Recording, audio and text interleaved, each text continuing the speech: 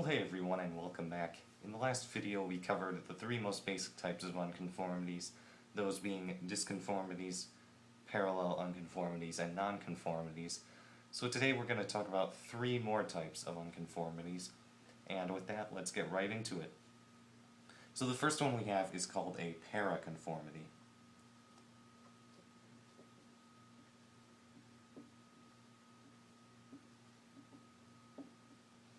And these are interesting because there's not a clear way of seeing them. In fact, it's very easy to overlook them if you're just looking at, I don't know, a column of strata in the Grand Canyon, right?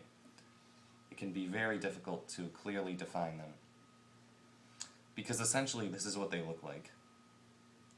So we've got a layer there, layer there, layer there, layer there. And we'll just label those A, B, C, and D. And you look at this and you think, well, that just looks like four layers of strata deposited on top of one another. Where's the unconformity? And it comes down pretty much entirely to this, right? Unconformities show some sort of gap, usually, and that gap is usually marked by erosion before, erosion takes place between the depositional sequence. But in this case, there's usually no erosion because they usually maintain their uniform horizontal looking state. But instead of there being erosion, you can usually tell when there's a paraconformity by just the absence of a certain layer of rock or a gap in the geologic time itself. So how you would tell this is if you were to date the rocks. So let's say D down here is from 200 million years ago. C is from 190 million years ago. We'll say B is from 120 million years ago. And A is from 110 million years ago. Well, for the most part, we've got a constant pattern of just, there's a difference of 10 million years between the deposition of each of these strata, except when you look at between B and C. We go from 190 to 120. Obviously, this is just an example, but in the real world, the numbers won't work out this nicely. But if you see a strangely large gap in the geologic time, or the time between the deposition of the rocks you're looking at, then you can assume that there's something entirely missing there, and for that reason we call it an unconformity, or a paraconformity. So in this case, we would say that between B and C, there is a paraconformity. The layers are parallel and still look uniform and horizontal. However, due to the large gap in the time between them, we can assume that something went on. For that reason, it's an unconformity. And that's all there really is to parallel or para-unconformities. Paraconformities, geez. Making the name longer than it needs to be.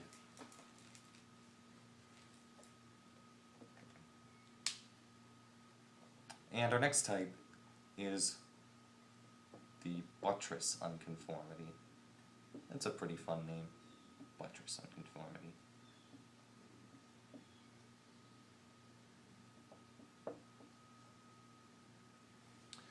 And buttress unconformities, what you have to have in order to have a buttress unconformity is what's called predepositional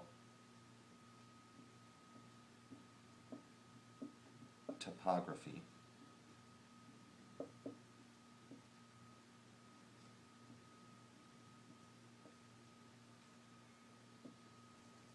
So what that looks like is this.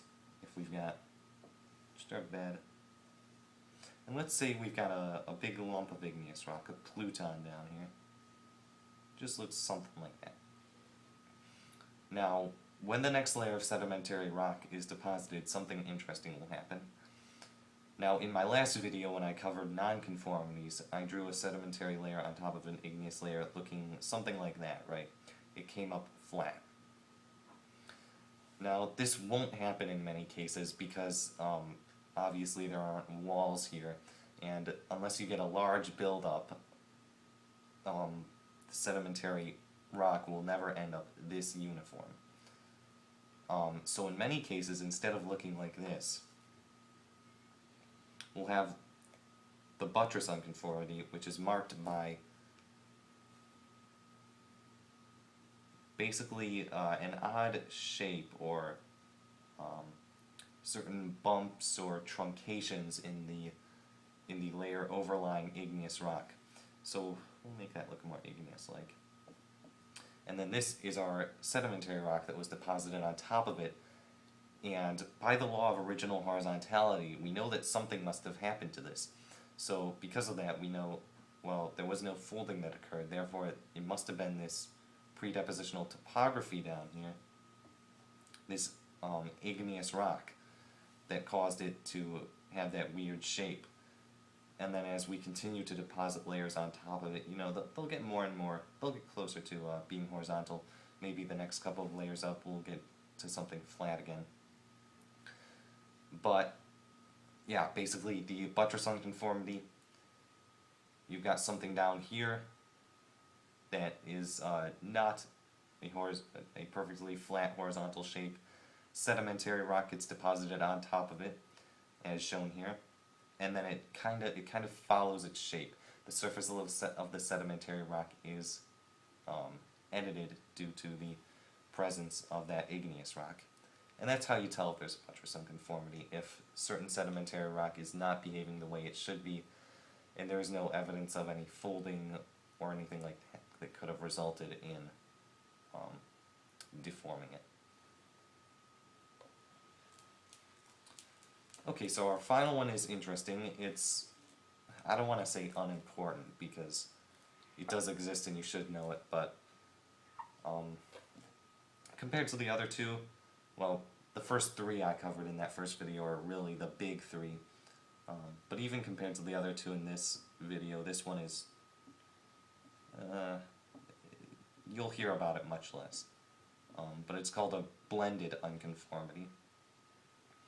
And this one is interesting because, kind of similar to the paraconformity, it's difficult to tell when you actually have one, right? So let's just say we've got, we'll draw two things here.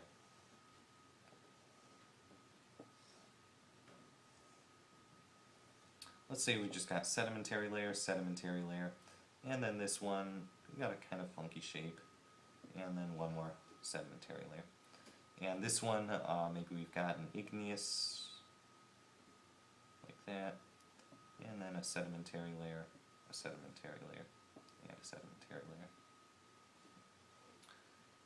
layer. And I guess we'll label those just because.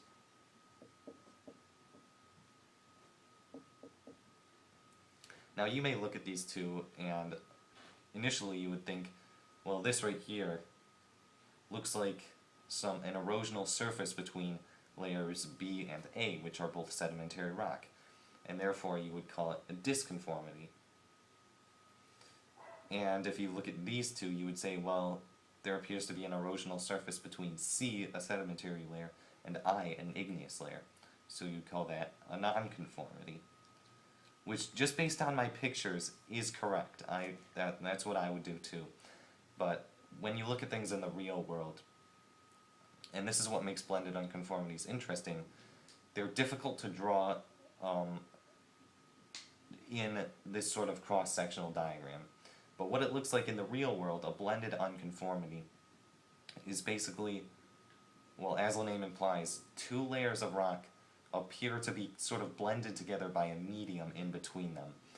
And this medium is usually soils or paleosols. That's another fun word, paleosols, which are also known as fossil soils, or basically soil that was formed a very long time, a very long time ago, and you won't see them today. And basically, you can only find them contained within strata of rock, usually pretty far back in the geologic time. But yeah, you'll see either soils or paleosols sort of just in between these two. That gives them a more blended appearance than just one erosional surface in a break immediately between two layers of strata. So you'll see that or rather you won't see that on these cross-sectional diagrams. But in the real world it would look like, let's say that layer B was deposited, and then you had this sort of small little layer of soil forming along it. And that gives it sort of this uneven appearance. And then layer A is deposited on top of layer B, which compresses the soil and just sort of sandwiches it in between these two layers. It's like an ice cream sandwich right there. The soil is the ice cream. So you would look at that and you would say, well, it doesn't look like just a disconformity because it's not as clearly defined. There's no sharp break between the two layers. But there definitely is something, because there definitely, it doesn't look even. It's not just, it doesn't look like that. The soil still creates an uneven appearance. So upon closer inspection you may find soils or paleosols compressed in between the two layers, and that's when you can call it a blended unconformity. And that's all there really is to blended unconformities, and with that I think we're done with the three new types of unconformities for today. As I said, those are much less common, much less common in the real world, and you'll hear about them talked about much less. But they're important to understand and know that they exist. So, hopefully this was informative, otherwise hopefully it was good review. Hope you enjoyed the video and you're having a fantastic day, and I will see you in the next video.